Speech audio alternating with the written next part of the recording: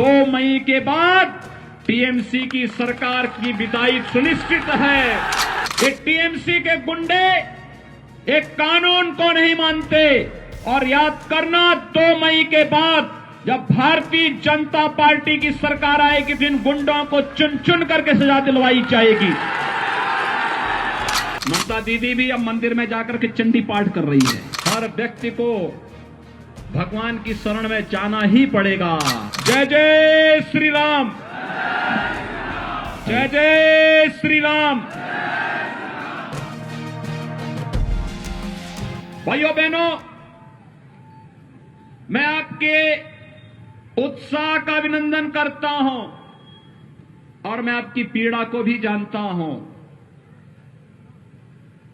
लेकिन ये पीड़ा ज्यादा दिन तक अब नहीं रहने वाली है। इसी का समाधान करने के लिए भारतीय जनता पार्टी आपके पास आई है और आपसे कहने के लिए आई है।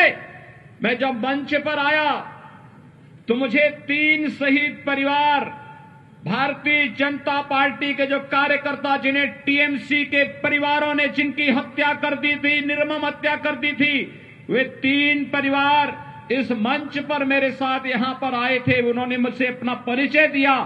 मुझे देख करके यहां की टीएमसी की सरकार की गुंडागिर्दी और उनके अमानवीय कृत्यों पर देख करके क्षोभ हो रहा था। और तब मुझे लग रहा था कि अब इनके बहुत लंबे समय तक इनकी गुंडागिर्दी और इनकी अराजकता अब नहीं चल पाएगी। मात्र 45 दिन बाकी हैं। 2 मई के बाद टीएमसी की सरकार की विदाई सुनिश्चित है।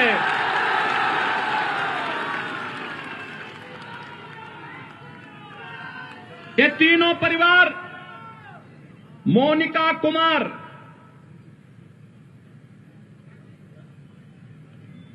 हरिराम महतो और कमीली टुडू, ये तीनों भारतीय जनता पार्टी के उन कार्यकर्ताओं के परिवार से हैं जो लोग शहीद हुए हैं। यहां की अराजकता के खिलाफ लड़ते लड़ते जिन्होंने शहादत पाई है, भारतीय जनता पार्टी के उन कार्यकर्ताओं के परिवारों से हैं। आप देख रहे होंगे मोनिका कुमार क्या उम्र है, इस उम्र में उसे विधवा बना दिया गया। ये टीएमसी के गुंडे एक कानून को नहीं मानते। और याद करना, 2 मई के बाद जब भारतीय जनता पार्टी की सरकार आएगी तो इन गुंडों को चुन चुन करके सजा दिलवाई जाएगी।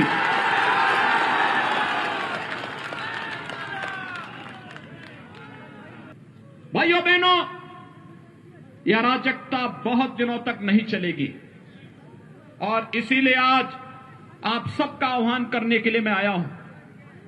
याद करिए, 2019 में भी मैं यहां आया था और पुरुलिया में तब मेरे कार्यक्रम को यहां की मुख्यमंत्री ने उस पर पाबंदी लगा दी थी, मेरा हेलीकॉप्टर नहीं उतरने दिया था। और तब मैंने झारखंड में हेलीकॉप्टर उतार करके 35 किलोमीटर सड़क मार्ग से मैं यहां आया था और तब भी मैंने आपके उत्साह को देखा था और उस उत्साह के लिए आपका अभिनंदन करने के लिए आज मैं यहां पर आया हूं। जब बंगाल में चुनाव प्रचार का शुभारंभ करना था तो मैंने कहा पुरुलिया से ही करूंगा।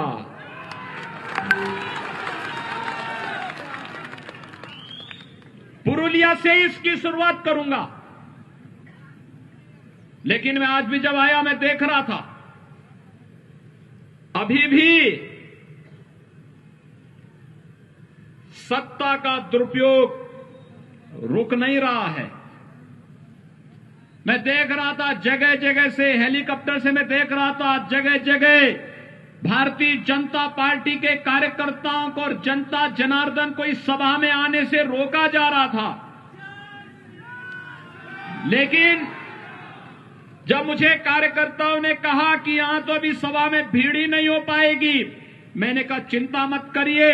मेरे पहुंचते ही भारतीय जनता पार्टी का बहादुर कार्यकर्ता सारे बंधनों को तोड़ करके सभा स्थल पर पहुंचेगा और आज एक बार फिर से आपने साबित कर दिया है हर प्रकार के अन्याय और अत्याचार के खिलाफ आप लोग लड़ते हुए अपनी मंजिल को प्राप्त करेंगे, इसमें कोई संदेह नहीं होना चाहिए। और आज इस सभा उस रूप में यहां पर प्रारंभ हो रही है। भाइयों बहनों, मुझे आश्चर्य होता है, ममता दीदी जय श्री राम के नारे से बहुत चिढ़ती है, और जब मैं यहां पे आया तो मेरा अभिवादन जय श्री राम कहकर के सभी लोगों ने किया।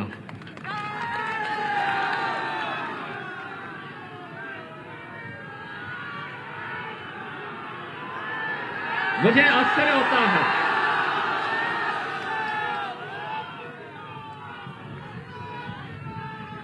वैसे एक परिवर्तन तो हुआ है। 2014 के पहले इस देश के अंदर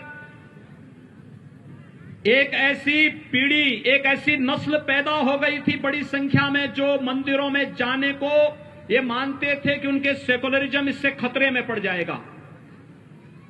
लेकिन आज मैं देख रहा हूं,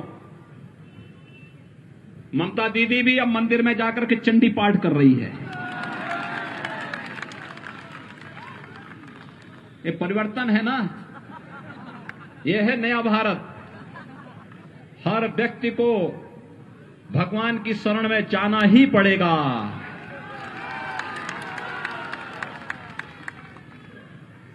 वैसे कांग्रेस के नेता राहुल जी भी चुनाव के समय मंदिर मंदिर जाते हैं, और एक जगह तो मंदिर में ऐसे बैठ गए कि उनको पुजारी को टोकना पड़ा, कह रहे ये मंदिर है, आसन ठीक ढंग से बैठिए। वो ऐसे बैठ रहे थे जैसे कोई नमाज पढ़ने के लिए बैठता है। तो पुजारी को समझाना पड़ा, कहा भाई ये मंदिर है, पवित्र स्थान है, और यहां की पवित्रता और यहां की मर्यादा का ख्याल रखो।